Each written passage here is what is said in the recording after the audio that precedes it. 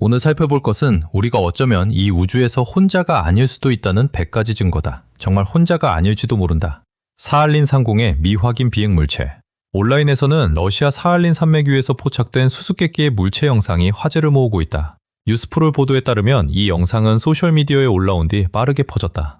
촬영은 아마 군용 헬리콥터 안에서 이루어진 것으로 보인다. 영상에는 금속성 원반이 햇빛을 반사하며 산등성이 위를 천천히 떠다니는 모습이 담겨 있다. 크기는 일반적인 드론보다 확실히 커 보인다. 그러다 어느 순간 물체가 방향을 바꾸더니 구름 뒤로 사라진다.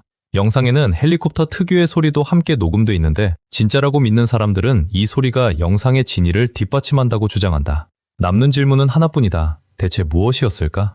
황 큐리오시티 탐사차. 바퀴 아래에서 게디즈 벨리스 협곡의 오래된 물길 바닥을 달리던 중이었다. 돌은 그저 평범한 돌처럼 보였다. 그런데 그중 하나가 무게가 거의 1000kg에 달하는 탐사차 바퀴에 눌려 갈라졌고 안쪽에서 선명한 노란빛이 번쩍였다. 먼지도 소금도 아니었다. 정체는 결정 형태의 순수한 원소 황이었다. 화성에서 이런 것은 처음 발견됐다. 그동안 황은 물과 접촉해 생기는 황산염 형태로만 알려져 있었다. 하지만 순수한 황은 아주 특별하고 제한적인 조건에서만 생긴다. 마치 누군가 암석에서 불필요한 성분을 조심스럽게 걸러낸 듯했다. 과학계에는 한꺼번에 두 가지 선물이나 다름없다. 첫째, 황은 아미노산 사슬의 중요한 구성 요소로 지구의 단백질 형성에도 빠질 수 없다. 둘째, 순수한 황이 존재한다는 사실 자체가 기존의 화성 지질 모델을 흔든다. 이제 이런 돌들이 흩어진 지역은 최우선 조사 지점이 된다. 시추하고 관측하며 새로운 기후 시나리오를 세워야 한다. 볼프제크의 철큐브, 오스트리아, 1885년. 한 노동자가 갈탄 덩어리를 쪼개자 검은 덩어리 속에서 모서리가 반듯하고 홈까지 파인 작은 철제 큐브가 굴러나왔다. 마치 선반으로 깎아맨 것처럼 보였다. 신문들은 곧바로 이를 석기시대의 볼트라고 불렀다. 왜냐하면 그 석탄이 나온 지층의 나이가 대략 2000만 년이 넘었기 때문이다. 큐브는 잘츠부르크의 박물관으로 옮겨졌고 조사 결과 순철이 아니라 탄소와 슬래그 함량이 높은 주철로 밝혀졌다. 이 합금은 19세기 용광로에서 흔히 나온 것이다. 모서리에는 주영 밖으로 액체 금속이 흘러나오던 자리로 보이는 작은 돌기까지 남아있다. 현미경으로 보면 표면은 용광로 슬래그처럼 다공성이고 녹이 쓴 흔적으로 가득하다. 아마 폐기물 조각 하나가 우연히 석탄 운반차에 섞여 들어갔다가 석탄과 함께 지층 안으로 내려간 듯하다. 그래도 거의 완벽하게 평평한 면을 보고 있으면 관람객들은 우연히 생긴 파편치고는 기하학이 지나치게 반듯하다고 말한다. 혹시 자연이 암석 속에 숨겨둔 미지의 기계 부품은 아닐까? 그렇다면 비행 접시는 어디에 가장 자주 나타날까? 놀라운 사실이 하나 있다. 미확인 비행물체 신고 10건 중 4건이 미국에서 나온다. 왜 하필 미국일까? 왜 차드나 몽골은 아닐까? 첫 번째 이유는 하늘 전체가 센서망에 걸려있기 때문이다. 미국은 레이더를 말 그대로 곳곳에 깔아놓았다. 군은 군대로, 공항은 공항대로, 기상기관은 또 따로 운영한다. 센서망이 촘촘할수록 그물에 걸리는 것도 많아진다. 두 번째는 뭐든 촬영하는 습관이다. 미국 사람들은 밝은 구체를 봐도 이웃을 부르러 달려가지 않고 곧바로 휴대전화를 꺼낸다. 찍고 틱톡에 올리고 UFO 해시태그까지 단다. 다른 나라에서 사람들이 그 물체가 진짜였는지 논쟁하는 사이 영상은 이미 인기 목록에 오른다. 세 번째 이유는 비밀 시험장이 펼쳐진 검은 사막이다. 밤마다 네바다와 유타 상공에서는 10년 뒤 세상에 공개될 기술들이 시험된다. 검은 삼각형 스텔스기, 소리 없는 공격 드론, 회수 가능한 글라이더 같은 것들이다. 지상에서는 달빛을 받은 어두운 실루엣만 보이니 상상력이 매끈한 원반을 덧그린다. 찰카, 그러면 외계 비행체라는 제목이 붙은 영상이 곧바로 피드에 퍼진다. 네 번째는 문화적 배경이다. 어릴 때부터 만화, 비밀기지 에어리어 51, 드라마 엑스파일을 접한다. 그래서 하늘에 이상한 점 하나만 보여도 머릿속에는 이미 이름이 준비돼 있다. 니카라과라면 같은 빛기둥을 사악한 영혼이라고 부를 수도 있고 일본이라면 도깨비불이나 여우불이라 하겠지만 캘리포니아에서는 곧바로 UFO가 된다. 결론은 단순하다. 카메라가 많고 대중문화가 강할수록 비행 접시 수확량도 늘어난다. 외계인이 미국을 좋아하는 이유가 주체하기 편해서가 아니라 그곳 사람들이 외계인을 더 자주 바라보고 기록하기 때문인 셈이다. 얼음 밑에 인공거인. 남극의 두꺼운 얼음층 아래 수킬로미터 깊이에서 과학자들은 우연이라고 보기 힘든 구조물을 포착했다. 길이는 300km, 형태는 기하학적으로 정교하고 밀도는 금속에 가깝다. 자연이 이런 물체를 만들 수 없다는 주장도 나왔다. 발견은 국제연구팀이 지구물리학자 앤드루 칼슨의 지휘 아래 이루어졌다고 전해진다. 위성 자료와 레이더에는 인공 구조물이나 아직 밝혀지지 않은 고대의 대재앙 흔적처럼 보이는 무언가가 나타났다. 연구자 본인도 이것이 우리가 지구에 대해 알고 있는 모든 것을 바꿀 수 있다고 인정했다. 가능성은 여러 가지다. 이것이 우주선일 수도, 도시일 수도, 원래 존재해서는 안 될 자연 이상 현상일 수도 있다. 일부는 선사시대 문명이나 외계 문명의 잔해일 가능성까지 제기한다. 현재로서는 시추가 불가능하지만 새로운 탐사가 준비 중이다. 탐사가 허가된다면 어쩌면 인류는 처음으로 오랜 세월 얼음 밑에 잠든 채 침묵해온 무언가에 손을 대지도 모른다.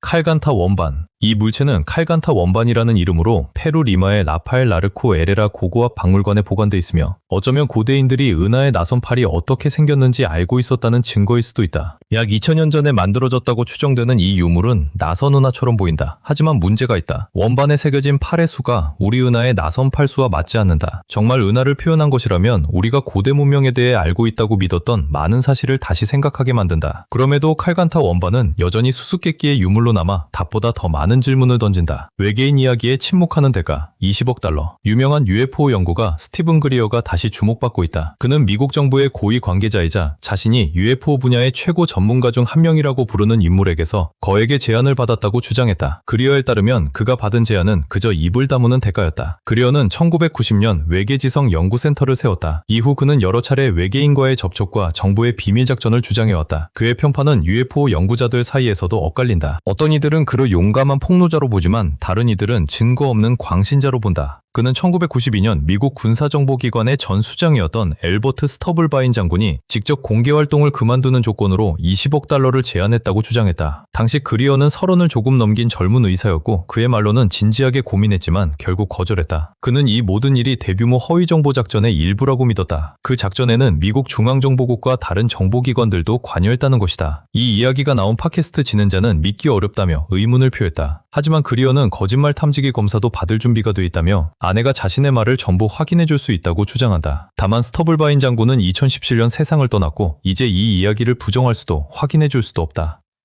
화성의 사각형 구조물. 궤도 탐사선 마스 오비터가 화성 표면에서 수수께끼의 사각형 구조물을 포착했다. 선명한 직선과 반듯한 각도 때문에 논쟁이 폭발했다. UFO 연구자들은 사라진 문명의 유물이라고 서둘러 주장했지만 회의론자들은 성급한 결론을 경계했다. 과학자들은 사각형이 생긴 이유가 매우 단순할 수도 있다고 본다. 지질작용부터 카메라 결함까지 가능성은 다양하다. 예로 태주메이니아에서 발견된 사각형 지형이 있는데 침식으로 만들어진 것으로 알려졌다. 하지만 음모론을 좋아하는 사람들은 이런 설명에 만족하지 않는다. 그들은 이 발견을 이집트 피라미드와 비교하며 고대 화성인의 존재를 상상한다. 일론 머스크도 논쟁에 반응해 우주비행사를 보내 현장에서 직접 조사해보자고 말했다. 한편 소셜미디어 이용자들은 사진이 효과를 강조하려고 편집됐다는 사실을 찾아냈다. 그래도 원본 사진에서도 사각형은 확인된다. 대체 무엇일까? 착시일까? 장비 오류일까? 아니면 정말 특이한 무언가일까? 세계 최대의 미스터리. 일본 요나구니 섬 해안에서는 약 10,000년 전 것으로 추정되는 고대 도시의 해저유적이 발견됐다. 피라미드와 성, 신전, 아치, 경기장을 닮은 구조물이 도로처럼 이어져 있다. 2007년 해양생물학자 마사아키 기무라는 주요 구조물을 높이 25m의 단일함 계단식 피라미드라고 설명했다. 그는 이 시설들이 조몬인에 의해 지어졌다고 추정했다. 그들은 약 14,000년 전 이 성들에 살았다고 한다. 하지만 보스턴 대학교의 로버트 쇼크 교수는 요나구니 구조물이 자연적으로 만들어진 지질 형성물이라는 견해를 밝혔다. 일본의 아틀란티스가 처음 발견된 1986년 이후 37년이 지났지만 그 기원은 여전히 수수께끼다. 기무라는 이것이 대재앙으로 사라진 무대륙의 일부였다는 이론을 제시했다. 또 수중 스핑크스를 포함한 석상도 발견했다고 밝혔다. 고베대학교의 지진학자 토오루 오치는 자연 형성설을 부정하며 기무라의 가설을 지지했다. 반면 쇼크 교수는 여전히 인공 구조물이 아니며 특징들은 자연 과정의 결과라고 주장한다. 결국 요나구니의 바닷속은 이 놀라운 구조물의 비밀을 계속 간직한 채 과학자들의 논쟁과 연구 대상이 되고 있다. 남마돌 유적의 미스터리.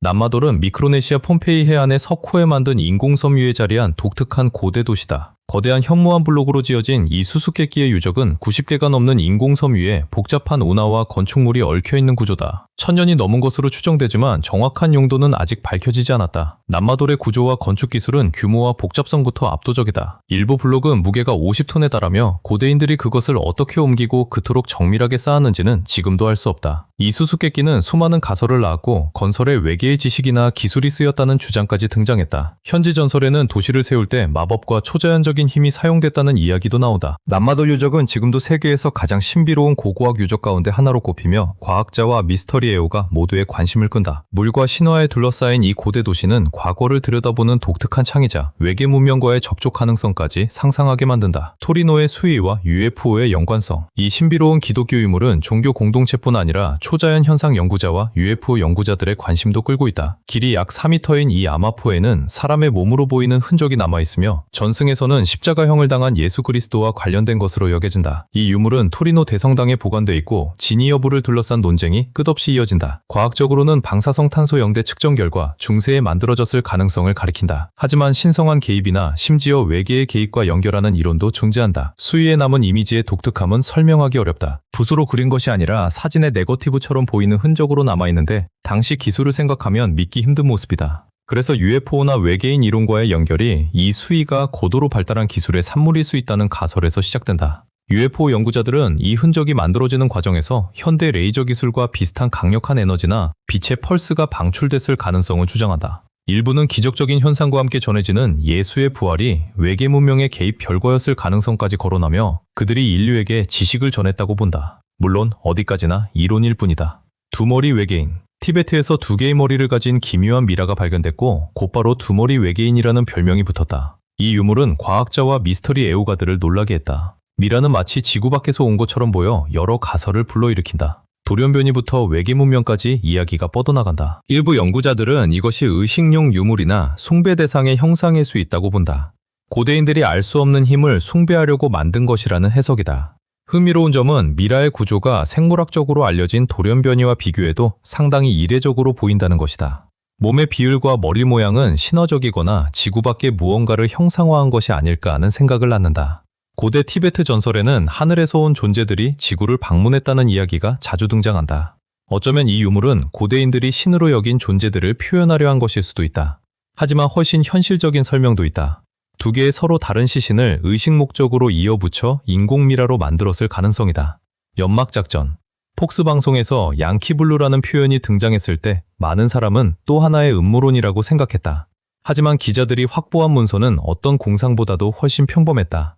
미 국방부에는 실제로 시선을 돌리기 위해 가짜 비행 접시를 만드는 별도 팀이 있었다는 주장이다. 밤이면 조명이 달린 가벼운 플라스틱 물체를 사막 상공에 띄웠고 레이더에는 무언가가 잡혔다. 신문은 자극적인 제목을 뽑아내고 모두가 하늘만 보는 동안 지상에서는 진짜 스텔스 시제품을 시험했다. 가장 냉소적인 부분은 이런 방식이 무려 50년이나 이어졌다는 점이다. 이상한 불빛이 나타나기만 하면 언론에는 늘 같은 설명이 전달됐다. 정체를 알 수 없는 실험용 비행체라는 말이었다. 사람들은 다시 외계인을 두고 싸우느라 비밀 군사 프로젝트에 관한 불편한 질문을 던지지 않았다. 오늘날 이런 방식은 뒤늦게 알려지고 있지만 이미 효과는 충분히 거뒀다. UFO 전설의 절반은 별들 사이가 아니라 지구에서 태어났다는 이야기다. 누군가 사무실에 앉아 사람들이 스스로 기꺼이 만들어낼 신화야말로 최고의 위장이라고 판단했던 것이다.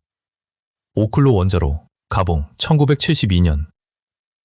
프랑스의 한 연구소가 우라늄 광석을 받아 분석하던 중 이상한 점을 발견한다. 중요한 동위원소인 우라늄 235의 비율이 절반 가까이 줄어 마치 연료가 이미 타버린 것처럼 보였다. 곧 아프리카 정글 아래에 고대 원자력 발전소가 숨어 있다는 충격적인 이야기가 전 세계로 퍼졌다. 과학자들은 현장으로 달려가 수십 개의 시추공을 뚫었다. 그런데 드러난 그림은 뜻밖이면서도 지극히 자연적이었다. 20억 년 전 이곳에는 우라늄이 풍부한 암석, 사암 알갱이 사이의 틈, 그리고 그 사이를 천천히 흐르는 지하수라는 드문 조건이 한꺼번에 갖춰져 있었다. 물은 중성자의 속도를 낮춰 연쇄 반응을 시작하게 했고 그러다 끓어오르면 반응이 멈췄다. 식은 뒤에는 지층에 다시 물이 차올랐다. 이 자연 원자로는 수십만 년 동안 켜졌다 꺼지기를 반복하며 특유의 희귀 동위원소 조합을 남겼다. 사람이 만든 원전도 우주에서 온 방문자의 개입도 아니었다. 그저 자연이 스스로 조립한 절묘한 지구화학적 용광로였던 셈이다. 그래도 오클로의 이야기는 흥미롭다. 결국 지구는 기술자 없이도 우라늄과 물, 시간만 있으면 원자로를 만들 수 있다는 뜻이다.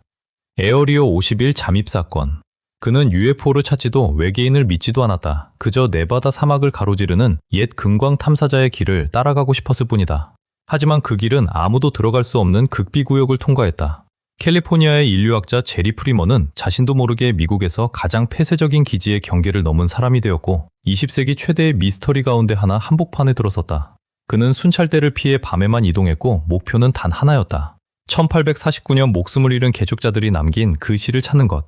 그런데 말라붙은 파푸스 호수 부근에서 그는 현실 감각을 완전히 흔드는 현상과 마주쳤다.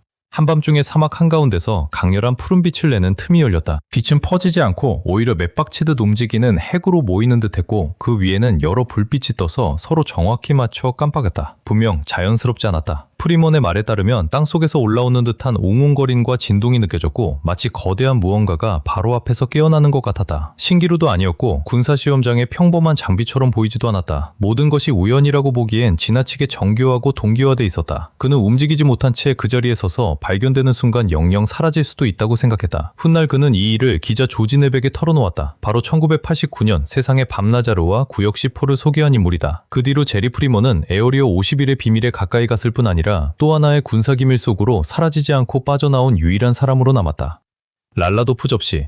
랄라도프 접시는 약 12,000년 전 것으로 알려진 돌접시다. UFO를 닮은 원반과 오늘날 우리가 떠올리는 외계인과 매우 비슷한 존재가 묘사돼 있다. 나선 은하처럼 보이는 형태도 보인다. 학자 데이비드 게먼의 말에 따르면 이 원반은 북인도 무술이라는 도시에서 구입됐고 이상한 종족인 조파스 사람들이 종교의식에 사용하던 물건이었다고 한다. 하지만 그는 나중에 접시에 스케치를 만들고 친구가 그것을 흑백 그림으로 옮겼다는 이야기까지 전부 자신이 지어냈다고 고백했다. 놀라운 유물들은 끊임없이 우리가 사는 이곳에 대해 아직 모르는 것이 얼마나 많은지 일깨운다. 그래도 한 가지는 분명하다. 지구의 수수께끼들은 언젠가 하나씩 풀릴 것이다. 인간보다 먼저 지구에 온 외계인. 연구자들이 하버드 대학교와 몬테나 공과대학교에서 기존의 관점을 완전히 뒤집을 수 있는 가설을 제시했다. 우주와 지구에서 외계인의 위치를 다시 생각하게 만드는 주장이다. 그들의 이론에 따르면 외계인은 인류가 나타나기 훨씬 전 지구에 도착했고 떠나지 않은 채 지하에 남기로 했다고 한다. 이 발상은 크립토 테레스트리얼 가설이라는 이름을 얻었다. 저자들은 외계인들이 첨단 기술을 지닌 채 수백만 년 전에 지구에 정착했다고 추정하다. 인류가 나타난 뒤에는 문명의 발전에 직접 개입하지 않으려고 숨어들었을 가능성이 있다는 것이다. 다만 가끔 조언이나 기술, 지식을 전해 사람들을 도왔고 그 때문에 그들은 신으로 받아들여졌다고 한다. 연구자들은 이를 뒷받침한다고 보는 사례가 많다고 주장한다. 수수께끼의 유물, 고대 조각에 새겨진 비행 접시 같은 그림부터 당시 수준으로는 불가능해 보이는 건축물까지 다양하다. 흥미롭게도 연구자들은 외계인의 잠재적 기지가 지구 내부뿐 아니라 달, 특히 달의 뒷면과 화성, 심해에도 있을 수 있다고 본다. UFO 목격과 사람들의 수수께끼 같은 실종이 자주 보고된다는 알래스카 삼각지대도 언급된다. 또 다른 가설에 따르면 외계인들은 죽어가는 별을 떠나 거대한 행성급 우주선을 타고 지구에 왔을 수도 있다. 이 가설은 그들이 어떻게 엄청난 성강거리를 건넜는지 설명하려 한다. 그들의 행성이나 거대한 우주선이 태양계 가장자리 명왕성 궤도 너머에 남아있을 가능성도 제기된다. 물론 회의론자들은 직접적인 증거가 없다고 지적한다. 하지만 저자들은 우리가 아직 지하와 심해 해구, 달의 뒷면에 무엇이 숨어있는지 제대로 알지 못한다고 강조한다. 어쩌면 지적 생명체는 이미 오래전부터 가까이에 있지만 발견되기를 원하지 않는 것뿐일지도 모른다. 소행성 샘플에서 찾은 생명의 재료. 나사는 오시리스 렉스 임무가 소행성 베누에서 가져온 샘플을 분석해 생명 탄생에 중요한 유기화합물을 발견했다. 그 안에는 생명 탄생의 핵심 재료가 들어있었다. 아미노산과 암모니아, 포르말데히드 등이 발견됐고 이 물질들은 화학 반응에 참여해 단백질과 DNA의 형성으로 이어졌을 수 있다. 연구진은 샘플에 지구 생명체가 사용하는 20종류 아미노산 가운데 14종류가 포함돼 있다고 확인했다. 물의 존재 가능성을 보여주는 광물도 발견됐다. 이 자료는 베누 같은 소행성이 생명 탄생에 필요한 중요한 성분을 지구로 가져왔을 수 있다는 가설에 힘을 싣는다.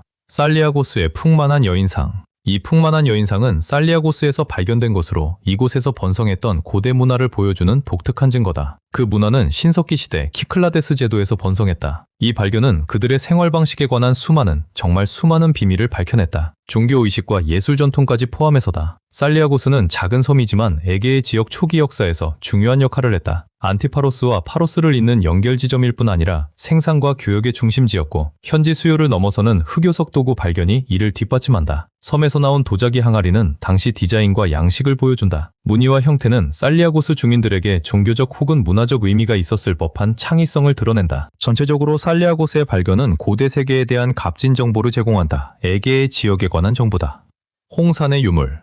홍산 문명은 고대 이집트의 가장 수수께끼 같은 문화 중 하나로 약 6천에서 7천년 전에 존재했다고 전해진다. 이들은 독특한 옴유물을 남겼으며 그 유물에는 물방울 머리와 거대한 눈을 가진 인간형 존재가 묘사되어 있다. 일부 조각상은 수상 스쿠터나 심지어 비행체를 타고 있는 존재처럼 보이기도 한다. 이런 모습은 우리가 익숙하게 생각하는 고대 문화의 이미지와 전혀 맞지 않아 홍산의 장인들이 대체 누구 혹은 무엇을 표현하려 했는지 궁금하게 만든다. 이 문화와 관련이 있다고 여겨지는 독특한 동굴들도 있다. 1999년 발견된 황산동굴이다. 이 인공동굴들은 규모와 복잡성부터 놀랍다. 안에는 연못과 강을 가로지르는 다리, 계단과 통로까지 보인다. 가장 큰 동굴의 면적은 12,600제곱미터에 달하지만 진짜 수수께끼는 벽에 남은 흔적이다. 현대의 터널 굴착 장비가 남긴 자국처럼 보이지만 그런 수준의 기술이 수천 년 전에 존재했을 리 없다는 것이 일반적인 생각이다. 게다가 굴착 과정에서 나온 막대한 양의 암석이 어디로 사라졌는지도 알 수 없다. 과학자들은 지금까지 그 암석을 어디에 사용했는지 흔적을 찾지 못했다. 일부 연구자들은 이 동굴과 옥 유물이 더 발달한 문명과의 접촉을 보여주는 증거일 수 있으며 그 문명이 어쩌면 외계 기원을 가졌을지도 모른다고 주장한다. 지로프트 문명의 수수께끼. 이란의 고대 도시 지로프트에서 고고학자들은 독특한 유물들을 발견했다. 5,000년이 넘은 이 유물들은 기묘한 생물과 상징이 새겨진 점토와 돌 제품이다. 특히 길쭉한 머리와 큰 눈을 가진 형상이 눈길을 끄는데 외계 생명체를 묘사할 때 흔히 나오는 모습과 비슷하다. 지로프트 문명의 유물은 다른 고대 문화와 너무 다르고 독특해서 일부 연구자들은 외계 문명과 접촉했을 가능성까지 제기했다. 이런 가설은 고대 예술가들이 직접 보거나 전해 들은 것을 묘사했을 수 있다는 생각에 바탕을 둔다. 유물에는 아직 해독되지 않은 복잡한 기하학적 무늬와 상징도 들어있다. 이 사실은 고대 문명의 수수께끼를 더욱 짙게 만든다. 지로프트 문명은 이런 기묘한 유물 덕분에 고고학자뿐 아니라 미스터리와 미지의 현상을 좋아하는 사람들의 관심까지 끈다. 활주로 위의 구체, 하튼공항.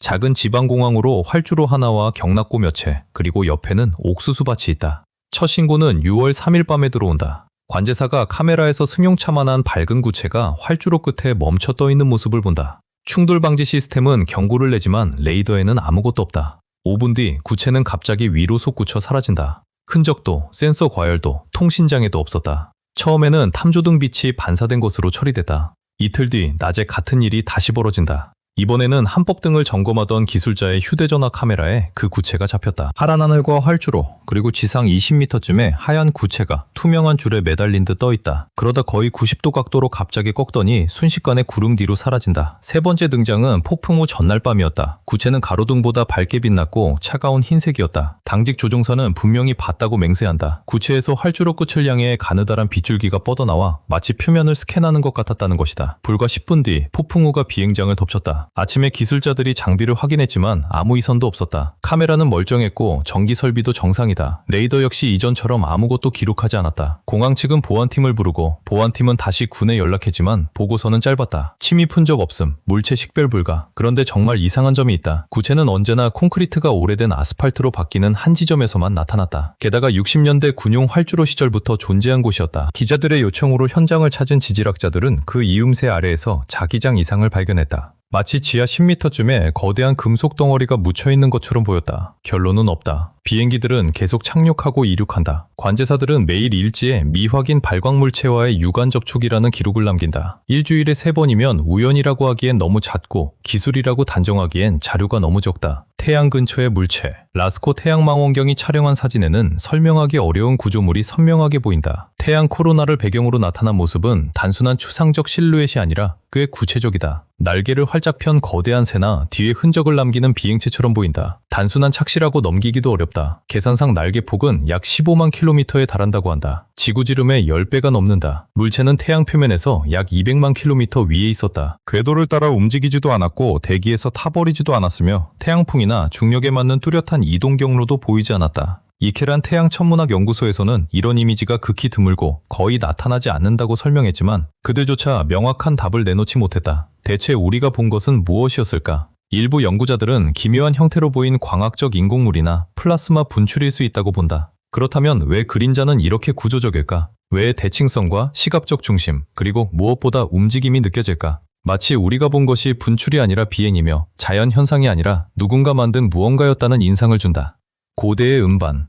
1938년 중국의 고고학자 치프테이는 바양카라올라 동굴에 들어가 손바닥만한 원형 돌판들을 발견했다. 가운데에는 구멍이 있고 앞면에는 나선형 홈이 이어지며 확대경으로 보면 그 안에 아주 작은 문자처럼 보이는 흔적까지 있었다. 그 글은 작은 종족인 드로파가 12,000년 전 먼 별에서 왔다가 산악지대에 추락했다는 이야기를 담고 있다고 전해졌다. 전설에는 곧 수많은 세부 이야기가 붙었다. 돌판이 716개였다는 말과 베이징 대학교 창고에 보관됐다는 말, 실험 중 하나가 맑고 거의 음악 같은 전기 신호를 냈다는 주장까지 나왔다. 하지만 민족학자들이 실제 유물을 확인하려 하자 중국 어느 박물관에서도 찾을 수 없었다. 돌판 사진은 60년대 잡지 오려는 기사에서만 등장했고 문자 번역은 독일 기자 라이나르트 베게러의 작업으로 밝혀졌다. 그는 나중에 원본을 보지 못한 채 현지 안내자들의 이야기에 의존했다고 인정했다. 간수와 수천의 실제 고고학자들이 아는 것은 신석기 시대 유적뿐이다. 그곳에는 얕은 나선 무늬가 있는 둥근 장례용 서판이 있지만 미세한 글자도 우주 연대기도 없다. 그래도 이야기는 살아남았다. 어느 동굴에서든 평범한 돌 원반 하나가 발견되면 소셜미디어에는 잃어버린 드로파 돌판 중 하나가 아니냐는 질문이 올라온다. 지금까지 진품이라고 확인된 돌판이 공개된 적은 없다. 상상은 계속 돌아간다. 마치 돌 위의 나선이 새로운 전설을 계속 재생하는 것처럼 말이다. 아타카마의 작은 미라. 20년 전 칠레 아타카마 사막에 버려진 광산마을에서 키가 겨우 15cm인 인간형 존재의 미라화된 유해가 발견됐다. 이 작은 굴격이 스페인의 개인 수집가 손에 들어가자 정체를 둘러싼 수많은 추측이 쏟아졌고 다큐멘터리에도 외계 생명체 존재의 증거일 수 있다는 소재로 등장했다. 캘리포니아 연구진은 미라의 뼈에서 DNA를 추출해 이 존재의 실제이자 비극적인 사연을 복원했다. 이 존재에는 아타라는 이름이 붙었다. 결론적으로 다른 세계에서 온 방문자가 아니었다. 심각한 유전적 이상으로 특이한 체형을 가진 여자아이였으며 사산됐거나 태어난 직후 숨졌을 가능성이 높았다. 몸 길이는 겨우 15cm였지만 뼈 일부는 6살에서 8살 정도의 특징처럼 보였다. 보통 12쌍인 갈비뼈도 10쌍뿐이었고 머리는 길쭉한 원뿔형이었다. 연구를 이끈 해리 놀런 교수는 아타가 사산됐거나 출생 직후 숨졌다고 본다. 기형이 매우 심해 음식을 먹기 어려웠을 것이며 현대라면 신생아 집중치료실에서 치료받았을 상태였다. 하지만 유해가 발견된 지역에는 그런 의료시설이 없었다. 처음에는 외계인 이야기였지만 결국 인간의 비극에 관한 이야기였다. 한 여성이 심각한 기형을 가진 아이를 낳았고 그 유해는 보존됐다가 기묘한 유물처럼 팔렸다. 결국 놀라운 유전적 사연을 가진 한 인간이었고 그 사례에서 다른 사람들에게 도움이 될 많은 것을 배울 수 있다.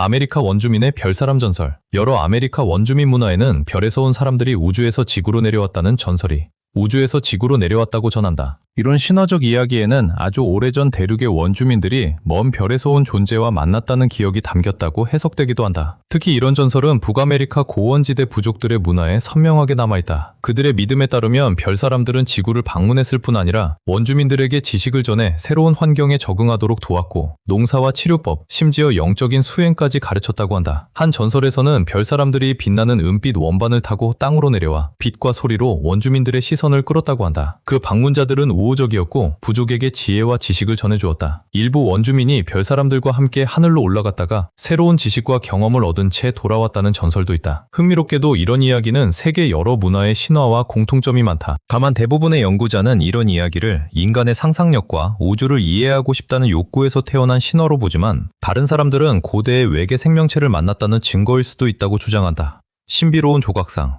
이 특이한 조각상들은 멕시코의 고대 도시 테오티후아칸에서 나온 것으로 아스테카 문화의 예술과 세계관을 보여주는 희귀한 사례로 소개된다. 1933년 메테펙 지역에서 미국인 인류학자들이 발견한 조각상은 몸통이 열리고 내부가 비어있는 남녀를 묘사한다. 암에는 더 작은 조각이나 물체가 들어있어 의미와 용도를 두고 많은 논쟁이 이어졌다. 이런 조각상은 특이한 내부 구조 때문에 흔히 주인상이라고 불린다. 가슴의 빈 공간은 작은 문으로 상징적으로 닫히는데 숨겨진 지식이나 비밀스러운 의미 혹은 내면의 자아라는 개념을 떠올리게 한다. 어쩌면 인간의 영적 탐구와 삶의 길에 함께하는 내면의 영혼이나 동반자를 뜻하는 나와의 철학을 형상화했을 수도 있다. 또 다른 해석에서는 투뇨, 양육, 영적 성장의 상징과 연결한다. 전사나 통치자, 상인 또는 테오티후아칸 상류층 여성처럼 사회적 종교적 역할을 나타냈을 가능성도 있다. 정교한 세부 묘사와 조각상을 열고 닫을 수 있는 구조는 제작자의 매우 높은 기술 수준을 보여준다. 이 독특한 디자인은 어쩌면 내면과 외부 세계의 상호작용을 상징하며 인간의 본성과 세상의 숨은 진실을 밝히려는 열망을 표현했을지도 모른다. 고대 외계인의 비행체. 눈앞의 유물에는 비행체를 연상시키는 이상한 기호와 그림이 새겨져 있다. 일부 연구자들은 이것이 고대인이 외계 문명과 접촉했다는 흔적일 수 있다고 본다. 물건의 모양은 캡슐이나 우주선처럼 독특하다. 내부에는 큰 머리와 아몬드형 눈을 가진 형상들이 있고 이는 외계 생명체 묘사와 자주 연결되는 특징이다. 옆면에는 고대 문자의 글씨나 설계도, 심지어 별자리 지도처럼 보이는 기호가 새겨져 있다. 이 유물은 고대 민족의 믿음을 담은 의식용 물건의 일부였을 수도 있고 그보다 훨씬 놀라운 무언가의 증거일 수도 있다. 어쩌면 다른 문명의 존재가 남긴 유물인지도 모른다. 외계 같은 생태계, 외딴 아타카마 사막의 푸나데 아타카마 고원, 아르헨티나와 칠레 국경의 해발 3,650m가 넘는 곳에서 고고학자들은 소금 평원에 둘러싸인 맑은 석호와 독특한 생태계를 발견했다. 이 지역은 비가 거의 내리지 않고 강한 햇빛이 극한 환경을 만든다. 지난해 4월 지질학자 브라이언 하이넥과 미생물학자 마리아 파리아스는 위성사진을 살피다 이 석호들을 발견하고 직접 찾아갔다. 힘든 여정 끝에 연구진은 12개의 석호를 확인했다. 전체 면적은 10헥타르에 달하고 주변은 메마른 산으로 둘러싸여 있다. 물 아래에는 초록빛 언덕처럼 보이는 스트로마톨라이트가 있었다. 미생물 군집이 거대한 화석 구조를 만드는 형태다. 이 구조는 대기 중 산소가 거의 없던 지구 시생대의 스트로마톨라이트와 닮았다. 하이넥은 이 석호가 지구 초기 생명의 흔적을 보여주는 가장 좋은 사례 가운데 하나일 수 있다고 본다. 아타카마 석호의 구조물은 주로 석고로 이루어져 있는데 화석 스트로마톨라이트에서도 흔히 발견되는 광물이다. 하이넥은 이 석호의 환경이 고대 지구와 닮았다고 설명했다. 하지만 이 지역에서는 미틈 채굴이 예정돼 있어 이 독특한 생태계가 결국 사라질 가능성이 크다.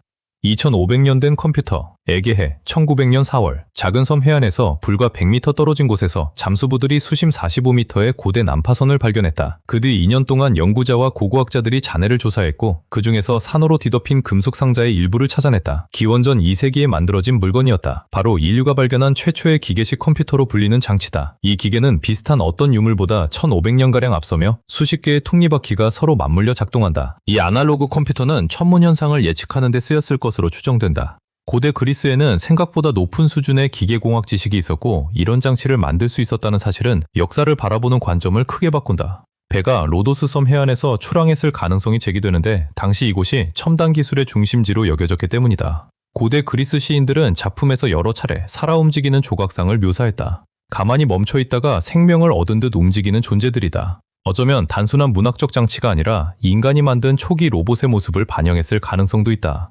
그리스인들은 하늘에서 내려온 신들에게 지식을 받았다고 말했다. 어쩌면 이런 표현으로 자신들이 기술을 나눠줘 주려 한 외계 방문자와 만났다고 설명한 것일지도 모른다. 인도네시아의 별개. 1992년 지질학자 카스티오가 지금도 사람들을 놀라게 하는 발견을 했다. 인도네시아 카판가 지역에서 그는 산속의 사탄 동굴을 조사하다 특이한 돌을 발견했다. 내집 면에는 별의 항로를 표시한 지도처럼 보이는 수수께끼의 기호가 새겨져 있었다. 이 기호들은 나사가 70년대 파이오니어 10호와 파이오니어 11호 탐사선에 실어 우주로 보낸 명판의 그림과 놀랍도록 닮아 있었다. 돌에는 손을 잡은 남자와 여자, 태양, 별, 그리고 이동 경로처럼 보이는 선들이 그려져 있다. 지질학자들은 돌의 가공 시기가 수십만 년 전이라고 주장한다. 그 시대의 인간이 이런 지식을 가질 수 없었다고 여겨지는 만큼 지구에서 만들어진 물건인지 의문은 낳는다. 음모론자들은 외계인이 파이오니어 탐사선의 메시지를 받았지만 계산을 잘못해 시간대를 거슬러 수십만 년 전 지구에 도착했다고 상상한다. 그들이 이곳에 갇혀 그 돌을 흔적으로 남겼다는 것이다. 또 다른 가설은 아주 오래전 인도네시아에 존재한 고도로 발달한 문명이 돌을 만들었다고 본다. 지도에는 한 개의 별과 7개의 행성이 있는 항성계가 그려져 있어 태양계와 거의 닮았다. 현대과학은 행성을 8개로 본다. 이야기에서는 얼마 전까지 해왕성이 소행성으로 여겨졌다는 주장도 나온다. 이 돌을 누가 만들었든 별에 대한 지식은 여전히 수수께끼로 남아 현대인을 놀라게 한다. 하늘을 나는 전차. 고대 인도 서사시는 비행기계를 마치 현대 기술을 취재하듯 묘사한다. 라마야나에서 라마 왕자는 푸슈파카 비마나를 타고 하늘로 오른다. 기체는 빛나고 창문에서는 불빛이 나오며 장치는 생각으로 들어올린 태양처럼 수직 상승한다. 마하바라타에서는 두 비마나가 공중전을 벌이고 천둥처럼 울리는 금속 화살을 쏜 뒤 불꽃고리를 남기며 사라진다. 후대의 문헌 사마랑가나 수트라다라 11세기 기록에서는 보자왕의 갑자기 기술문서 같은 표현을 사용한다. 비마나 내부에는 수은을 담은 방이 있고 그 주위를 철고리가 둘러싼다고 한다. 수은을 가열하면 장치를 공중으로 띄우는 힘이 생긴다는 것이다. 연구자들은 이 문헌에서 얼마나 많은 부분이 실제 기억이고 얼마나 많은 부분이 시적 은유인지 논쟁한다. 하지만 세부 묘사는 인상적이다. 수은을 작동물질로 언급하고 수직 이륙과 승객을 열로부터 보호하는 별도의 방패까지 설명한다. 엘로라의 벽화와 앙코르의 벽에서도 아래쪽에 불꽃 원뿔을 내뿜는 유선형 캡슐 같은 형상을 볼 수 있는데 우연이라고 하기에는 제트 분사와 너무 비슷해 보인다는 주장도 있다. 회의론자들은 이런 문헌이 후대에 작성됐으며 연금술사가 내용을 꾸몄을 수도 있다고 지적한다. 인도에서 수은은 오래전부터 불멸의 상징이었다. 그렇다면 왜 사원에는 구름 위의 신이 아니라 분명 기계처럼 보이는 장치가 그려져 있을까? 아직 어떤 고고학자도 비마나의 실제 부품을 발견하지 못했지만 전설은 살아있다. 오늘날 인도에서는 사람들이 다시 금속과 수은의 언어를 이해하는 날 하늘의 전차가 돌아올 것이라는 말도 나온다. 어쩌면 그 기술이 아직 어딘가에 남아있다는 암시일지도 모른다.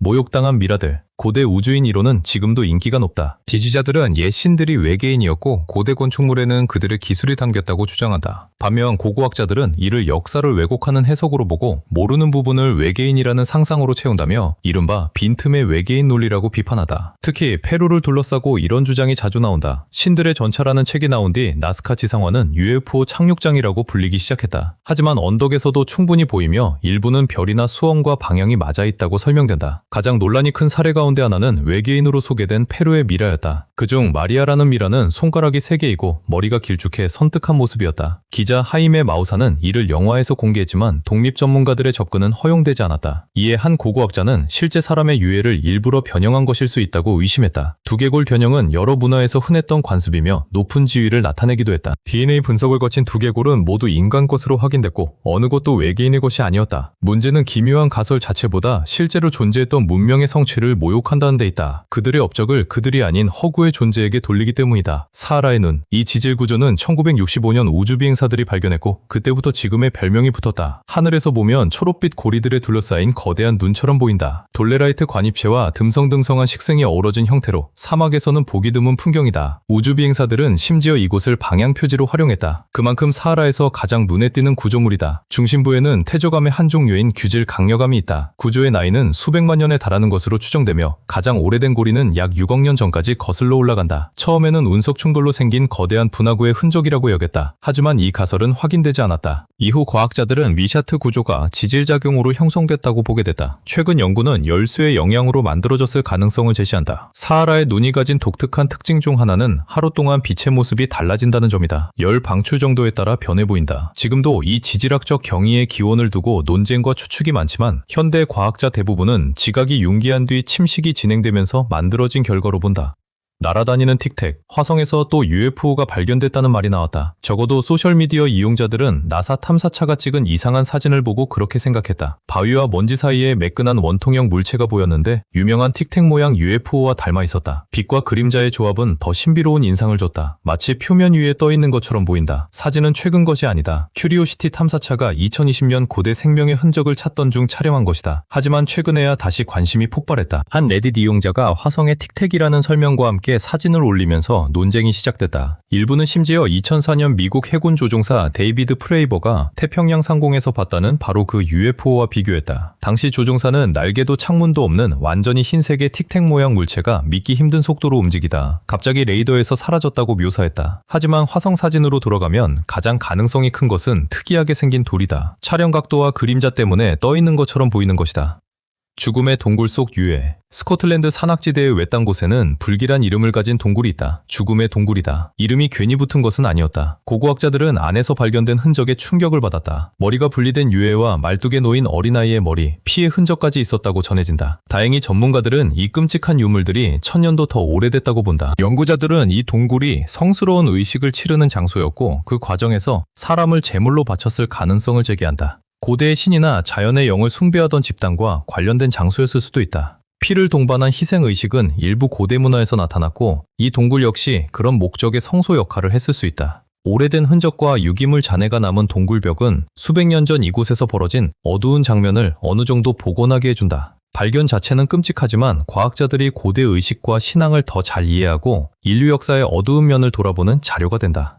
러시아의 UFO.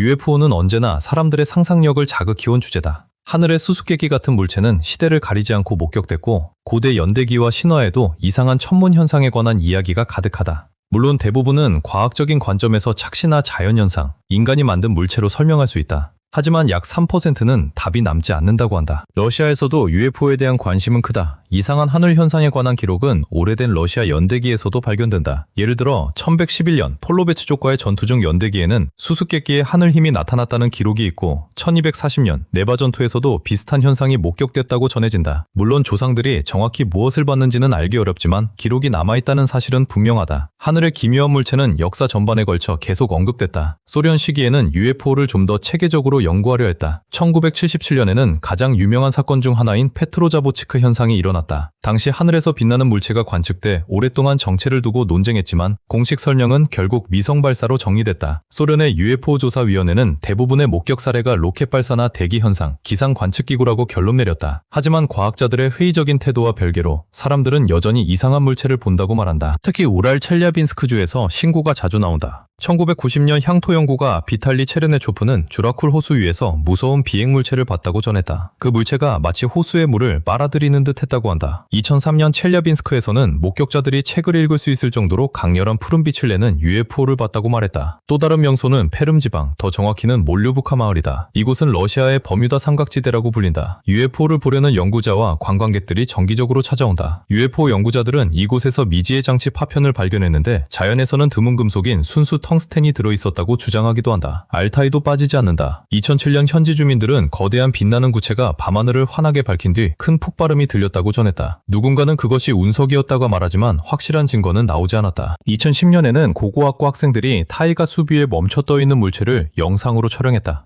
키굼 사건. 이 사진은 흔히 키굼 사건이라 불리며 60년대 소련의 숲에서 발생했다는 미확인 비행물체 추락 현장을 찍은 것이라고 주장된다. 널리 퍼진 이론에 따르면 사건은 극비에 붙여졌고 발견 지점 주변은 즉시 군이 봉쇄했다. 물체는 지름 약 10m의 매끈한 금속 원반으로 표면에는 문자처럼 보이는 이상한 기호가 새겨져 있었다고 한다. 지금은 찾기조차 어려운 현지 목격자들은 추락 지점에 기묘한 잔해뿐 아니라 인간형이지만 인간은 아닌 것으로 묘사한 유해도 있었다고 주장했다. 냉전이라는 시대를 생각하면 이런 사건은 대규모 혼란을 막거나 무기 경쟁에서 우위를 줄 수 있는 기술 정보가 유출되는 것을 막기 위해 철저히 감춰졌다는 이야기가 나온다. 그런 기술이 군비 경쟁에서 우위를 줄 수 있었기 때문이다. 음모론 지지자들은 추락한 물체의 기술이 연구돼 이후 군사 개발에 일부 활용됐을 수 있다고 주장한다. 이야기를 더 기묘하게 만드는 것은 미국 로즈웰 같은 다른 UFO 추락설과 닮았다는 점이다. 그래서 이런 사건들이 각국 정부와 외계 문명 사이의 전 세계적 접촉의 일부이며 양측이 서로의 기술 비밀을 풀려한다는 가설까지 생겨났다. 사건의 진위는 여전히 불분명하지만 사진과 설명은 계속 지구에 외계 존재가 있다는 증거를 찾는 사람들의 관심을 끈다. 로켓 발사되었다는 돌 항아리. 라오스 시앙쿠항주에는 사람 키만한 돌 항아리 수천 개가 흩어져 있고 벽 두께는 최대 반미터에 달한다. 현지 전설에서는 이것이 거인들이 쓰던 잔으로 악마를 물리친 뒤 쌀수를 끓여 마셨다고 한다. 19세기 프랑스 조사자들은 뚜껑이 없고 바닥이 자갈적으로 뚫린 것도 있으며 어떤 항아리는 채석장에서 수십 킬로미터 떨어진 곳에 통화강암 한 덩어리를 깎아 만들었다는 점에 의문을 가졌다. 제2차 세계대전 이후 이 전설은 더욱 유명해졌다. 미국 조종사들은 항아리밭을 돌로 만든 로켓으로 착각해 폭탄을 떨어뜨리기도 했다. 2016년부터 2020년까지의 발굴은 유적의 정체를 어느 정도 설명했지만 몇 가지 의문은 남겼다. 일부 항아리 주변에서 사람뼈와 유리구슬, 청동 원반이 발견돼 대략 기원전 500년에서 서기 500년 사이 철기 시대의 장례의식 흔적으로 해석된다. 아마 시신을 먼저 야외에 두어 부패시킨 뒤 뼈를 이 거대한 항아리에 옮겨 담았던 것으로 보인다. 하지만 주민들이 어떻게 수톤짜리 항아리를 깎고 산을 넘어 운반했는지는 여전히 수수께끼다. 바위에는 금속 끌 자국이 없고 연마 흔적은 거대한 사포로 문지른 것처럼 보인다. 이제 의식적 용도는 어느 정도 알게 되지만 정작 어떤 손과 어떤 도구가 바위를 완벽한 항아리 모양으로 만들었는지는 모른다. 하늘을 향한 첫 발굴. 가장 먼저 움직인 것은 과학적 호기심이 아니라 군의 공포였다. 1948년 미국 공군은 4인 프로젝트를 시작한다. 지침은 간단했다. 하늘에서 정체불명의 것을 보면 즉시 보고하라. 보고서는 기밀로 분류됐고 민간인에게는 단 한마디만 돌아갔다. 기상 관측기구였다. 1952년 4인 프로젝트는 블루북으로 이름을 바꾼다. 라이트 패터슨 기지에는 12,618건의 사례가 쌓인다. 어떤 문서에는 설명 불가, 또 어떤 문서에는 지나치게 민감하다는 표시가 붙었다. 대중에게는 다시 착시라는 설명이 던져졌다. 1969년 프로젝트는 공식 종료되고 사건 종결이라는 도장이 찍힌다. 하지만 덮개만 닫혔을 뿐이었다. 2007년 미 국방부 내부에는 새로운 공중 이상 현상 첨단 연구부서가 만들어진다. 예산은 조용히 흘렀고 보고서는 더 조용했다. 10년 뒤 상원 의원들이 영상을 세상 밖으로 끌어내자 군은 인정한다. 그래, 계속 연구했다. 반세기 동안 순서는 같았다. 이상한 물체를 보고 기록을 모은 뒤 금고에 넣고 이야기를 덮었다. 기록 보관서는 발굴 현장의 문화침처럼 계속 두꺼워졌지만 토기 조각 대신 기밀 표시가 붙은 필름 상자가 쌓였다. 수메르 시대부터 사람들을 불안하게 했던 것이 오늘날까지도 우리를 사로잡는다. 달라진 것은 비용뿐이다. 지금은 미확인 물체 하나를 조사하는데 작은 도시 하나를 먹여 살릴 만큼의 돈이 들어간다는 말까지 나온다.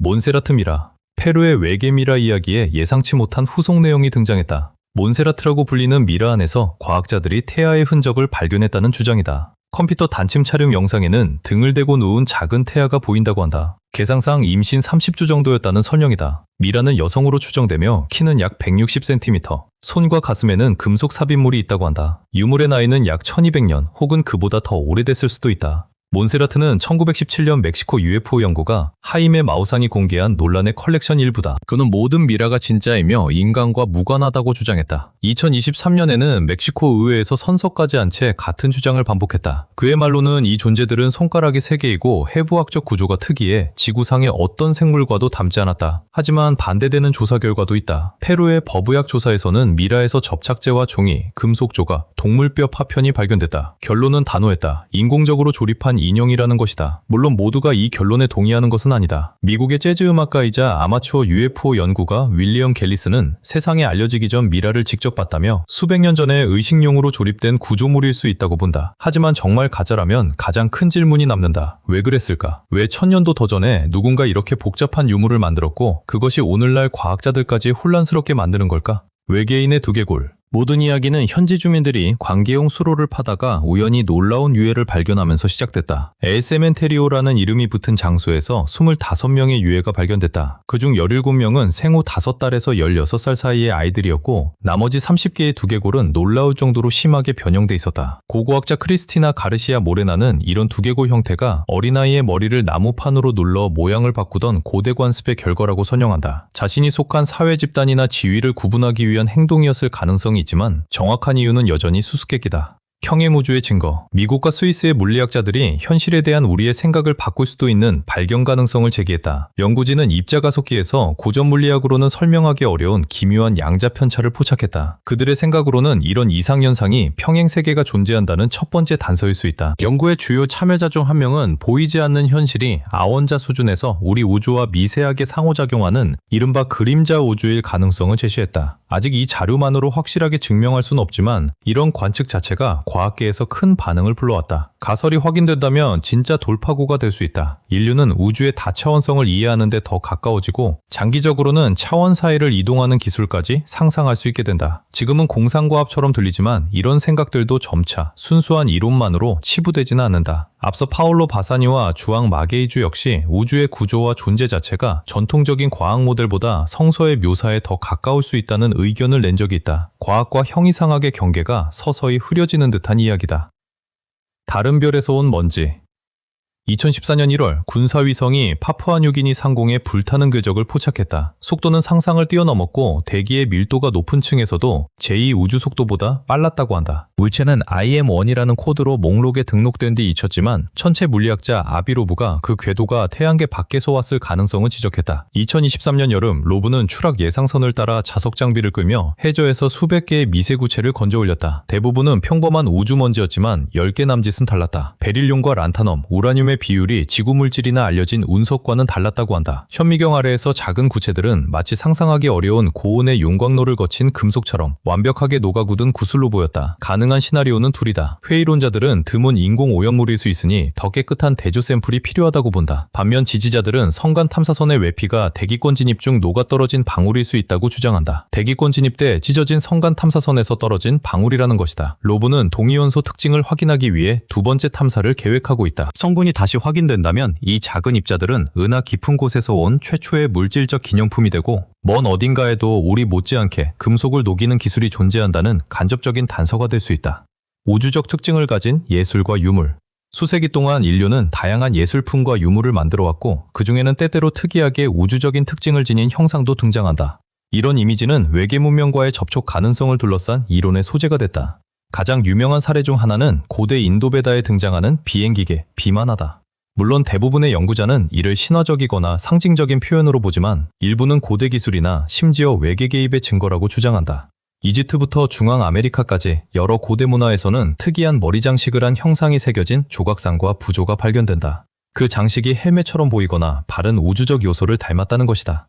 이런 인물은 흔히 하늘에서 내려온 신이나 위대한 통치자와 연결된다. 고대 수메르의 예술도 자주 예로 든다. 일부 그림 속 존재를 두고 몇몇 이론가들은 외계 생명체로 해석할 수 있다고 주장한다. 하지만 대부분의 고고학자와 미술사학자는 그런 이미지를 종교적 신앙이나 신화, 상징 예술의 결과로 보며 외계 문명과 접촉했다는 증거로 보지 않는다. 그림의 진짜 의미가 무엇이든 그것은 인간 상상력의 풍요로움과 깊이, 그리고 주변의 미지의 것을 이해하고 해석하려는 욕구를 보여준다. 외계 기술의 파편. 하버드 대학교의 아비로브 교수는 2014년 파푸아뉴기니 해안에 떨어진 유성에서 외계 기술의 입자를 찾았을 가능성을 제기했다. 이 파편들은 연구를 위해 하버드로 옮겨졌고 미국 우주군 측은 그 물체가 태양계 밖에서 왔을 가능성이 99.999%라고 확인했다는 이야기가 전해진다. 로브와 연구팀은 실버스타라는 배를 타고 유성 추락 지점으로 갔다. 그들은 금색과 파란색, 갈색을 띠는 금속 구체 10개를 발견했으며 일부는 작은 지구처럼 보였다. 분석 결과 구체는 철 84%, 주소 8%, 마그네슘 4%, 티타늄 2%를 포함한 것으로 나타났다. 로브는 이 물질이 지금까지 나사가 기록한 어떤 우주 암석보다도 단단하다고 강조했고 초속 60km의 속도로 움직였다고 말했다. 이는 태양 근처 별의 95%보다 빠른 수준이라는 주장이다. 이런 결과는 구체가 인공적으로 만들어졌을 가능성을 떠올리게 하며 태양계 밖 물질에 대한 독특한 정보를 줄 수 있다. 연구자는 이 구체들이 더 큰 물체의 일부일 수 있어 향후 탐사에서 계속 조사할 계획이라고 밝혔다. 이란 요격기와 UFO. 밤 18일에서 1976년 9월 19일로 넘어가던 때 테헤란 상공에서 수수께끼의 사건이 벌어졌다. 역사에는 테헤란 사건으로 남았다. 관련 보고서는 미국 국무부와 중앙정보국, 국방부, 국가안보국 등 여러 기관에 전달됐다. 모든 일은 이란 공군 지휘관에게 걸려온 긴급전화로 시작됐다. 만제사는 민간이나 군 등록부 어디에도 없는 정체불명의 물체를 하늘에서 봤다. F4 팬텀 전투기가 출격했지만 목표에 가까워지자 통신과 기내 시스템이 고장나 조종사는 물러날 수밖에 없었다. 두 번째 요격기는 더 이상한 현상을 마주했다. 큰 발광 물체에서 원통형 물체 하나가 떨어져 나와 비행기를 향해 곧장 날아왔다. 파르비스 자파리 중위는 사격을 시도했지만 무장 시스템이 작동하지 않았고 사출 자석까지 먹통이 됐다. 거리를 벌리기 시작하자 장비가 다시 정상으로 돌아왔다. 목격자도 많았다. 군 관계자와 공항 관제사, 이지트 여객기 승객까지 있었다. 물체는 레이더와 심지어 이란 위성에도 잡혔다고 전해진다. 이 사건은 UFO 역사에서 가장 많은 기록이 남은 사례 중 하나로 꼽힌다. UFO를 믿을지는 개인의 선택이지만 직접 봤다는 사람들은 의심하지 않는다. 토성 위성의 생명. 이제 우주로 넘어가 보자. 보잉 스타라이너의 우주비행사 부치 윌모어와 순이 윌리엄스가 2월 지구 귀환을 기다리고 있다는 상황에서 나사는 미래 임무도 준비하고 있다. 2028년에는 토성의 위성 타이탄으로 드래곤플라이 탐사선을 발사할 계획이며 과학자들은 그곳에 놀라운 비밀이 숨어 있을 수 있다고 본다. 드래곤플라이는 2034년 타이탄에 도착할 것으로 예상된다. 최근 연구에 따르면 타이탄의 두꺼운 얼음층 아래에는 열을 품은 바다가 있어 생명이 시작될 조건이 존재할 가능성이 있다. 게다가 두께 최대 10km의 얼음 아래에는 대기와 강, 바다가 숨어 있을 수 있으며 메탄이나 에탄 같은 탄화수소가 주요 성분일 가능성이 있다. 드래곤플라이는 외계 바다를 연구하고 지구 밖 생명체를 찾는 중요한 단계가 될 전망이다. 아나바르의 다이아몬드 바늘. 2014년 봄 러시아 북부 야쿠티아의 아나바르 사금지대에서 한 금채취자가 채취용 펜 속에서 평범한 모래알이 아니라 새끼 손톱 길이의 작고 투명한 바늘을 발견했다. 다이아몬드는 대부분 각진 결정으로 자라는데 이것은 모서리 하나 없는 완벽한 원통이었다. 발견물에는 공룡시대의 바느질 바늘이라는 별명이 붙었다. 야쿠츠크 연구소는 레이저 분광법과 전자현미경으로 샘플을 분석했다. 다이아몬드라는 점은 확인됐지만 표면에는 매우 얇은 질화 티타늄 막과 코발트 입자가 있었다. 이는 인공기술용 결정을 화학기상 증착법으로 만들 때 쓰는 보호층과 비슷했다. 합금의 표식을 추적하자 출처가 드러났다. 90년대 말 야쿠티아의 한 연구기관은 다이아몬드 열전대 탐침을 만들어 용융로 속 강철의 온도를 재고 있었다. 시험 중 탐침이 깨졌고 파편은 폐기장으로 보내졌다. 봉홍수가 그 조각을 서서히 오래된 점토층으로 씻어내렸고 바로 그곳에서 금채취자가 발견한 것이다. 과학자들은 실제 기원을 빠르게 밝혔지만 이야기는 지역전설이 됐다. 그래서 매년 봄이면 금채취자들은 비슷한 유물을 다시 찾기를 기대한다. 콜롬비아의 구체. 2025년 3월 콜롬비아 부가시 상공에서 금속 구체 하나가 떨어졌다. 무게는 약 2kg이었고 예상보다 차가웠다고 한다. 내부에는 밀도 높은 핵을 둘러싼 13개의 미세 구체가 있다. 층은 금속처럼 보이지만 용접이나 접합 흔적은 없다고 전해졌다. 과학자들이 조사 중이지만 한 가지 사실은 이미 의문을 부른다. 물체가 평범한 지구산 제품처럼 보이지 않는다는 것이다. 말했다. 영상의학 전문가 호세 루이스 벨라스케스는 사람이 제작했다는 흔적을 찾지 못했다고 말했다. 구조는 하나로 이어져 있고 재료는 세 겹이며 출처는 알 수 없다고 했다. 하지만 회의론자들도 가만히 있지 않는다. 많은 이들이 물체의 그림이 인공지능으로 생성된 것 같다고 주장한다. 선은 고르지 않고 디자인은 오히려 지나치게 인간적이라는 것이다. 게다가 이 이야기에는 다시 유명한 UFO 연구가 하이메 마우산이 등장한다. 과거 외계인 관련 주장들이 입증되지 않았던 인물이다. 아직 누구도 명확한 답을 내놓지 못했지만 질문은 남는다. 위성 잔해도 로켓 부풍도 조작풍도 아니라면 대체 무엇이 지구에 떨어졌고 왜 하필 지금이었을까?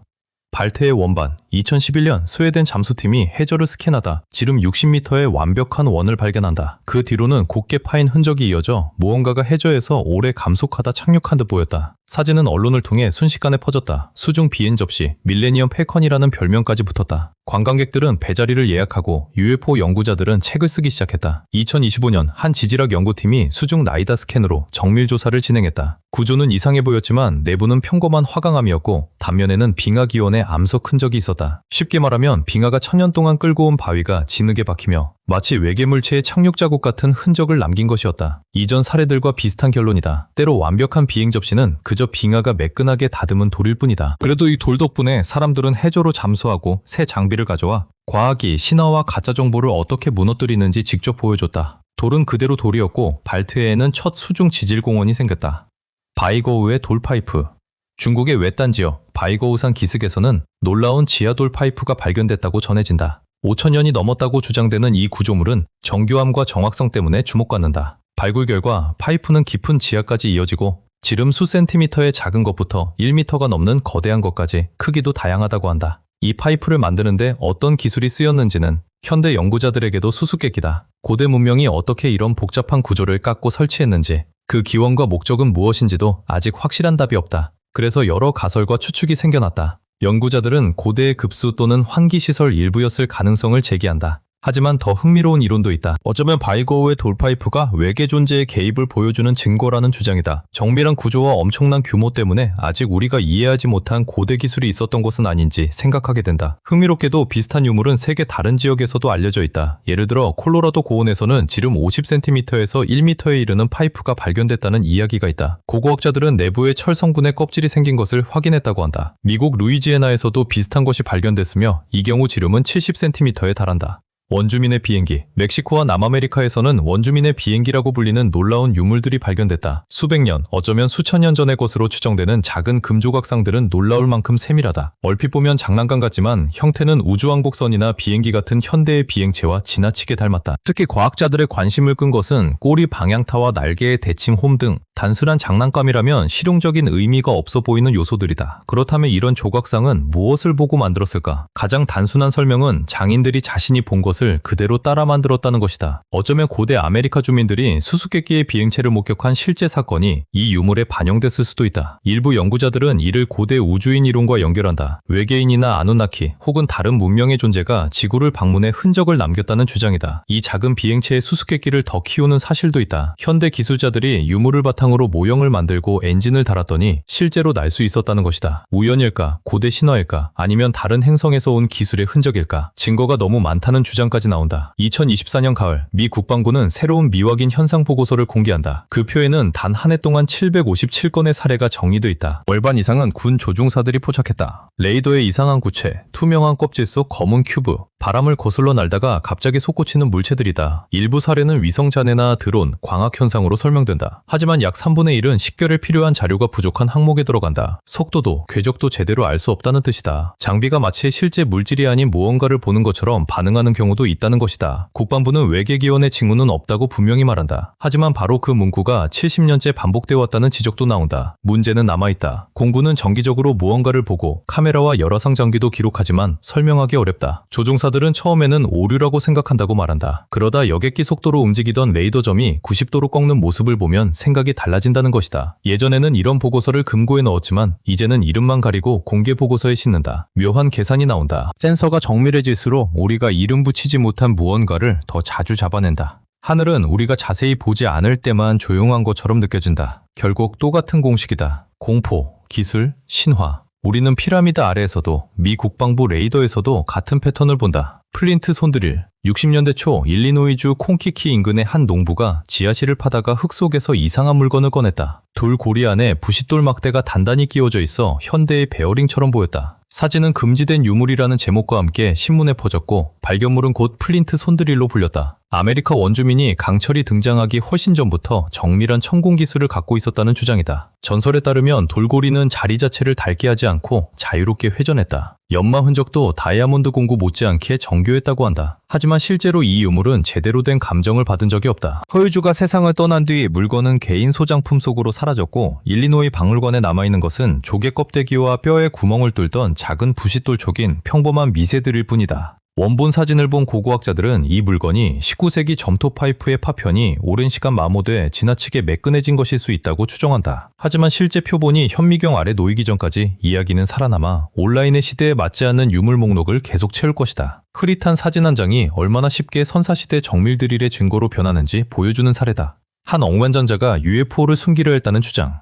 영국의 UFO 연구가이자 감독인 마크 크리스토퍼리가 강한 주장을 내놨다. 그의 말로는 외계인의 존재를 보여주는 증거는 이미 확보됐지만 대중에게 철저히 숨겨지고 있다. 이야기의 중심에는 페이스북 창립자 마크 저커버그가 있다. 리는 저커버그가 브레이크스루 리슨이라는 외계 신호 탐색 연구 프로젝트에 자금을 댄다고 주장한다. 이 프로그램이 2년 전 지구에서 약 4.2광년 떨어진 가장 가까운 항성계인 프록시마 센타우리에서 이상한 전파 신호를 포착했다는 것이다. 처음에는 평범한 위성 간섭으로 설명됐다. 하지만 전 BBC 과학 편집자이자 나사 자문위원인 사이먼 홀랜드 교수는 이 설명을 부정하며 신호가 외계 기원의 특징을 갖췄다고 주장했다. 케임브리지의 연구자들은 이미 그 항성계의 외계 행성에서 생물학적 활동의 흔적을 발견했다는 주장도 나오지만 정치적 파장을 우려해 자료를 공개하지 않고 있다는 이야기다. 너무 일찍 공개되면 공항이나 접촉을 둘러싼 국제 경쟁이 벌어질 수 있다는 우려가 있다는 것이다. 홀랜드와 리는 이런 정보의 확산이 엄격하게 통제된다고 본다. 중국이나 러시아 연구진이 먼저 비슷한 내용을 공개할 가능성도 있다고 주장한다. 고대 이집트인과 외계인의 우정. 고대 이집트와 UFO의 연관성은 많은 연구자와 초자연 현상 애호가들이 관심을 갖는 주제다. 상당수 이야기는 추측에 머물지만 논리적으로 설명하기 어렵다고 여겨지는 세부도 있다고 주장된다. 일부 신전과 피라미드에는 현대의 UFO를 연상시키는 그림이 있다고 한다. 가장 유명한 사례로 아부 신벨 람세스 2세 신전 벽면이 자주 언급된다. 연구자들은 둥근 형태와 이상한 공기역학적 특징을 가진 비행 접시처럼 보이는 그림을 찾았다고 주장한다. 또 UFO와 관련된 파피루스 기록도 근거로 제시된다. 그중 하나는 이렇게 번역된다고 한다. 하늘에 불의 원이 나타났다. 머리는 없었고 입에서는 끔찍한 냄새가 뿜어져 나왔다. 몸은 거대했고 소리도 내지 않았다. 조금 섬뜩하지 않은가? 비슷한 기록은 약 3,500년 전 살았던 한 기록자에게도 있다고 전해진다. 그는 하늘이 불타는 원반으로 뒤덮였지만 파라오는 겁먹지 않았고 병사들의 도주도 막았으며 이후 비행물체가 순식간에 사라졌다고 썼다고 한다. 날개 달린 방패나 불의 원반 같은 표현은 고대 이집트의 종교 문헌에 여러 번 등장한다. 고대 이집트에서는 철을 거의 채굴하지 않아 매우 귀한 금속이었지만 기록에는 파라오를 위한 철제 왕자와 홀, 의복이 자주 언급된다. 태양신은 금속 옷을 입고 철과 불의 왕자에 앉아 있었다고 묘사되는데 이 역시 꽤 기묘하게 들린다. 세티 1세의 장례신전 회랑에서 발견된 아비도스 상형 문자도 자주 언급된다. UFO 연구자들은 여기서 헬리콥터와 잠수함, 글라이더, 비행선을 봤다고 주장했다. 오랫동안 사진이 조작됐다는 말이 나왔지만 실제 벽면 자체는 존재하는 것으로 확인됐다. 이 때문에 고대 이집트인이 미래를 봤다는 주장까지 나왔다. 다른 사람들은 시간여행을 하는 외계인이 20세기의 모습을 알려줬다고 상상했다. 회의론자들은 이런 해석을 강하게 부정한다. 두 개의 상형 문자 문구가 겹친 뒤 사이에 회반죽이 떨어져 나가면서 우연히 현대 기계처럼 보이게 됐다는 설명이다. 비행 원반이 폭탄을 떨어뜨리는 듯한 또 다른 그림도 있지만 비판자들은 이 역시 상징과 손상의 조합으로 설명한다. 피할 수 없는 UFO와의 만남.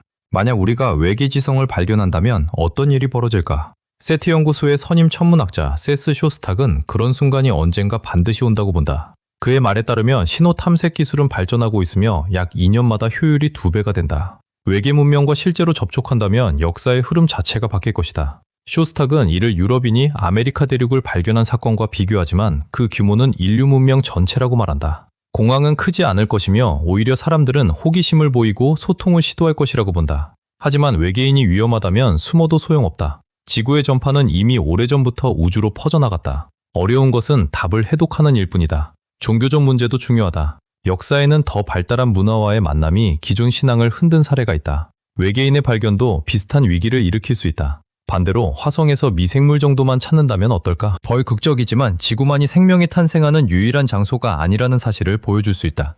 슈스닥은 우리가 받는 신호가 생물학적 존재가 아니라 고도로 발전한 인공지능이 보낸 것일 수도 있다고 본다. 문명의 미래가 생명체 자체가 아니라 생각하는 기계에 있을지도 모른다는 것이다. 내 눈 조각상. 내 눈이라 불리는 이 수수께끼의 조각상은 오늘날 세르비아 지역에서 발견됐다. 유물의 나이는 7,000년이 넘는 것으로 추정되며 발칸반도의 문자 이전 문화와 관련된 가장 오래된 발견 중 하나로 꼽힌다. 조각상은 눈이 4개인 인간형 존재 혹은 가면을 쓴 듯한 형상을 보여준다. 이 4개의 눈이 실제로는 가면이나 머리 장식의 일부이고 조각상도 실제 존재가 아니라 당시 사회에서 숭배한 신화적, 신성한 존재를 묘사했을 수 있다는 가설이 있다. 더 과감한 추측으로는 우주복을 닮은 무언가를 표현해 외계와의 접촉을 암시한다는 주장도 있다.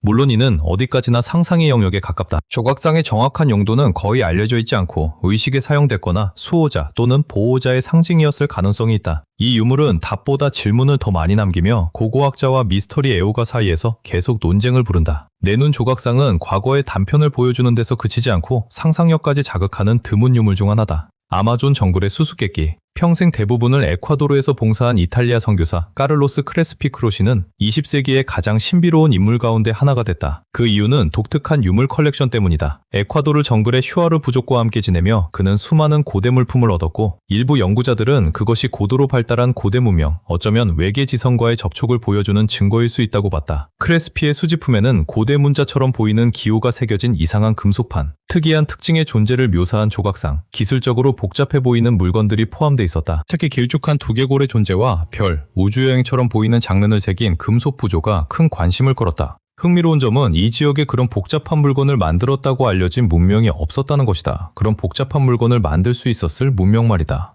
연구자들을 포함한 일부 방문객이 수집품에서 외계 영향의 증거를 봤다고 말하면서 소문은 널리 퍼졌다. 목격자들은 몇몇 유물이 정체를 확인할 수 없는 금속으로 만들어졌다고 주장했다. 하지만 크레스피는 유명해지려 하지 않았다. 그는 이 물건들을 도움과 식량을 제공하는 대가로 현지 부족에게서 받았다고 말했다. 에콰도르 지하 터널에 관한 전설까지 생각하면 수집품과 외계 문명의 연관성은 더욱 흥미로운 이야기로 변한다. 티오스 시스템으로 알려진 터널에는 금속으로 된 책들의 도서관이 있다는 전설이 있다. 일부 이론가들은 이 터널이 외계 기원을 가졌을지도 모르는 고대 종족의 기지였고 크레스피의 수집품도 그 보물의 일부였을 수 있다고 본다. 안타깝게도 크레스피 신부가 1982년 세상을 떠난 뒤 수집품은 화재로 소실됐거나 도난당한 것으로 전해져 행방이 불분명하다. 여러분은 어떻게 생각하는가?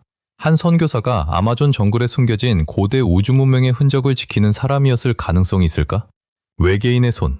브라질 해변을 걷다 보면 조개 껍데기와 돌멩이, 작은 개, 그리고 외계인의 손 같은 것까지 발견할 수 있다. 대서양 해변에서 낭만적인 산책을 하던 한 커플에게 실제로 그런 일이 생겼다. 긴 손가락에 달린 뼈만 남은 손은 친근한 외계인을 그린 스티븐 스필버그의 영화 E.T. 속 존재를 떠올리게 했다. 마침내 지구에 외계인이 있었다는 진짜 증거를 찾은 것처럼 보였다. 비록 몸 전체는 아니었지만 말이다. 레티시아 고메스 산티아고와 남자친구 데바니르 소자는 사진을 잔뜩 찍어 인터넷에 올렸다.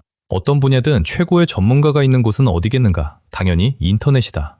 사진은 해양 생물학자 에리크 코민에게도 전달됐고 그는 발견물을 둘러싼 신화를 깨뜨렸다. 그는 이 손이 고래와 돌고래, 쇠돌고래를 포함하는 고래모 포유류의 일부라고 본다. 섬뜩한 모습은 약 1년 반 동안 진행된 부패 과정 때문이라는 설명이다. 사람들은 오랫동안 외계 생명체가 존재한다는 확실한 증거를 찾으려 해왔다. 하지만 그럴 때마다 과학자들이 등장해 과학적인 관점에서 그 유물을 설명하곤 한다. 이번 발견은 오늘날 바다에 사는 고래류가 5천만 년 전에는 육지를 걸어다니던 조상을 가졌다는 점을 떠올리게 한다. 고래나 돌고래의 지느러미 속 손가락 사이 조직 아래에는 5개의 손가락에 해당하는 뼈 구조가 있다. 사람과 양서류, 여러 다른 동물에게도 비슷한 오지 구조가 있으며 이는 공통조상을 가리킨다. 커플은 손의 크기를 보여주려고 영상까지 찍었다. 생물학자는 이 지역에 많은 돌고래의 일부일 가능성이 높다고 본다. 보통 이런 뼈는 해변에서 치우지 않는 편이 생태계의 자연스러운 영양순환을 방해하지 않는 데 좋다. 하지만 최근에 죽은 동물이라면 과학자들은 정확한 사인을 확인하려고 서둘러 조사한다. 한 마리의 우연한 죽음이 아니라 집단 감염의 시작이나 유해물질 유출로 인한 동물 폐사의 신호일 수도 있기 때문이다. 거대한 가짜 UFO.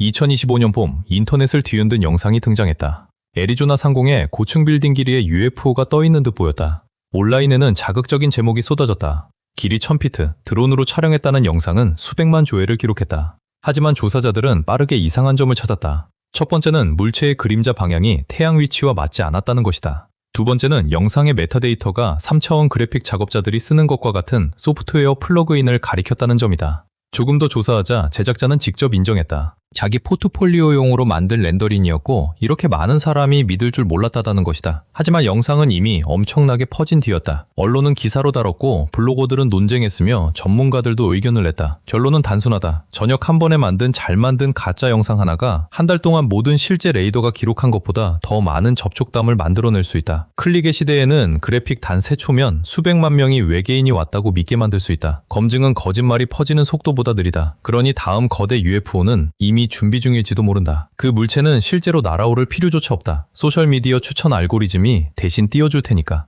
포보스의 모놀리스. 화성의 두 위성 중 하나인 포보스에는 거대한 모놀리스라는 수수께끼가 있다. 높이 약 85m인 이 구조물은 우주 탐사선이 촬영한 사진에서 처음 발견됐다. 크기와 반듯한 형태 때문에 과학자들에게 여러 질문을 던진다. 일부 연구자는 고대 외계 문명이 남긴 인공 구조물일 가능성을 제기한다. 특이한 기하학적 형태와 포보스 표면의 다른 지질 구조와 떨어져 있다는 점이 그 가설의 근거다. 모놀리스는 마치 누군가 의도적으로 그 자리에 세워놓은 듯 보인다. 이 발견은 과학계에서도 큰 논쟁과 여러 이론을 낳았다. 어떤 이들은 오래된 표지등이나 미래의 우주 탐사자를 위해 남긴 표식일 수 있다고 생각한다. 또 다른 이들은 태양계 안 외계 활동의 증거일 가능성을 떠올린다.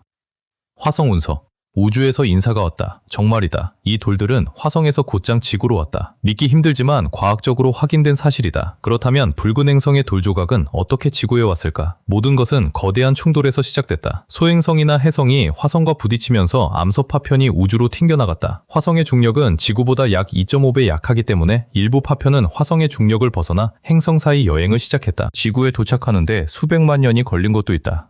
가장 큰 화성 운석 가운데 하나는 타우데니 001호. 2021년 말리에서 발견됐다. 무게는 14.5kg이다. 가장 유명한 사례 중 하나인 앨런 힐스 운석은 남극에서 발견됐고 약 13,000년 전에 지구에 도착했다. 그 안에서 과학자들은 그 안에서 화성 생명의 흔적일 가능성이 있는 구조를 찾았다고 발표한 적이 있다. 마야와 외계 문명. 어떻게 우주선 그림이 있는 유물과 오늘날까지 이어지는 달력, 완벽하게 매끈한 수정 두개골을 설명해야 할까? 공식 역사에서 말하는 마야 문명과는 너무 달라 보인다는 주장이다. 비밀은 외계 방문자에게 있을 수도 있다는 이야기가 나온다. 잘못 들은 것이 아니다. 마야의 신 쿠쿨칸, 아스테카에서는 케찰코아틀로 알려진 존재가 다른 행성에서 온 방문자였을 수 있다는 주장까지 있다. 그가 마야인들에게 농업과 수학, 의학, 천문학 같은 복잡한 지식을 가르쳤다는 이야기다. 마야가 수세기 뒤에야 발견된 행성들까지 알고 있었다는 주장도 있다. 지난 세기 30년대 과테말라에서는 과학자들이 사암으로 만든 머리 조각을 발견했다. 하지만 군사 충돌 중 표적으로 사용돼 지금은 제대로 연구할 수 없다고 전해진다. 그래서 이 이야기는 오히려 더 큰 호기심을 낳았다. 얼굴 생김새가 마야인이나 그 지역의 다른 민족과 전혀 닮지 않았다는 주장 때문이다. 또 전설상 불태워졌다고 알려진 마야의 책들 중 상당수가 실제로는 바티칸에 들어갔고 그것이 오늘날 전 세계에서 쓰는 그레고리력을 만드는 데 사용됐다는 주장도 있다. 이런 이야기들은 마야가 외계 문명과 교류했을 가능성을 뒷받침한다고 제시된다.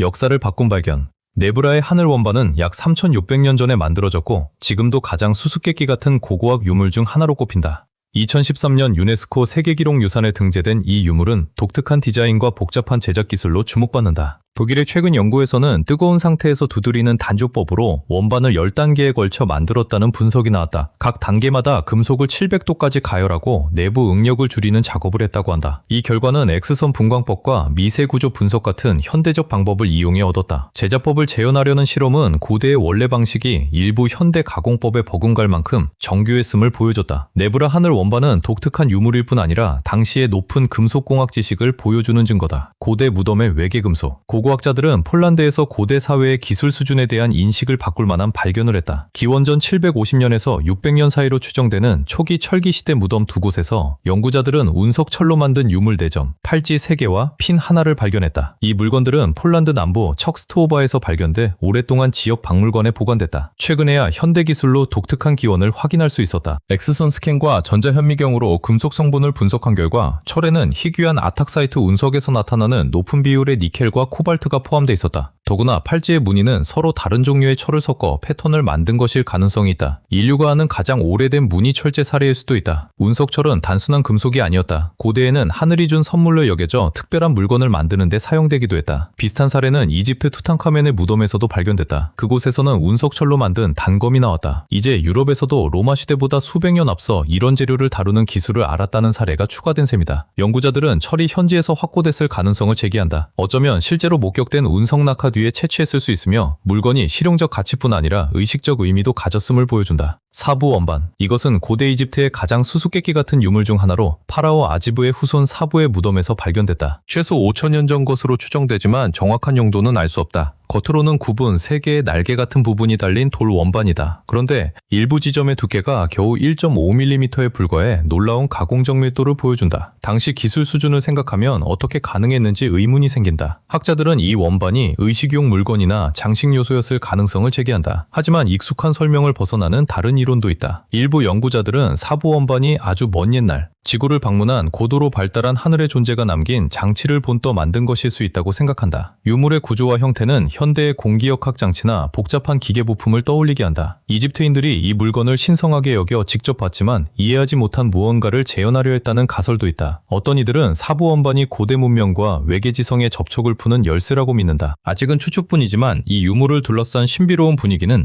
계속 상상력을 자극하며 우리를 과거의 비밀 속으로 이끈다. 유령 같은 에팔레치아. 에팔레치아는 토성의 고리와 심지어 오존층보다도 오래된 산맥으로 소개된다. 암석은 약 12억 년 전 대륙들이 아직 하나로 이어져 있던 시기에 형성됐다. 이 오래된 풍경은 수많은 전설을 낳으며 산맥을 지구에서 가장 신비로운 장소 중 하나로 만들었다.